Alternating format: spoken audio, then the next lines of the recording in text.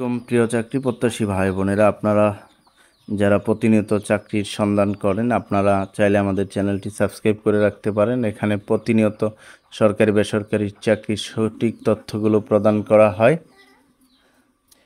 আপনারা দেখতে পাচ্ছেন গণপূর্ত অধিদপ্তরের চাকরির পদ সংখ্যা হচ্ছে 669 জন, সার্কুলার প্রকাশিত হয়েছে।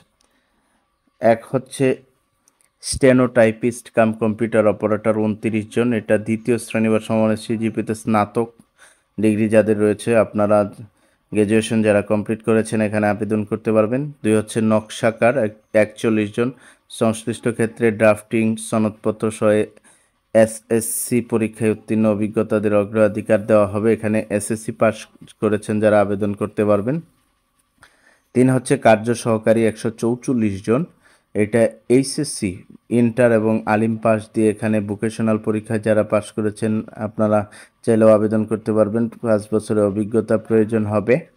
4 হচ্ছে অফিস সহকারী কাম কম্পিউটার 76 জন, দ্বিতীয় বিভাগ বা সমান সিজিপিএতে এইচএসসি বা সমান বা এখানে ইন্টার পাস দিয়ে আপনারা আবেদন করতে পারবেন। যারা ইন্টার পাস করেছেন, আলিম পাস করেছেন এখানে আবেদন করতে পারবেন। 5 হচ্ছে হিসাব সহকারী 119 জন, বাণিজ্য বিভাগ সহ এইচএসসি পরীক্ষায় দ্বিতীয় বিভাগ, এটাও ইন্টার পাস করেছেন যারা, আপনারা চাইলে এখানে আবেদন করতে পারবেন। 6 হচ্ছে অফিস সহায়ক 161 জন, স্বীকৃত বোর্ড হতে মাধ্যমিক স্কুল সার্টিফিকেট, তার মানে এখানে এসএসসি এবং দাখিল পাস দিয়ে এখানে আবেদন করতে পারবেন। 7 হচ্ছে নিরাপত্তা প্রহরী 81 জন, ভালো দৈহিক গঠন সুস্বাস্থ্যের অধিকারী যারা 8ম শ্রেণী পাস করেছেন নিরাপত্তা প্রহরী হিসেবে আবেদন করতে পারবেন।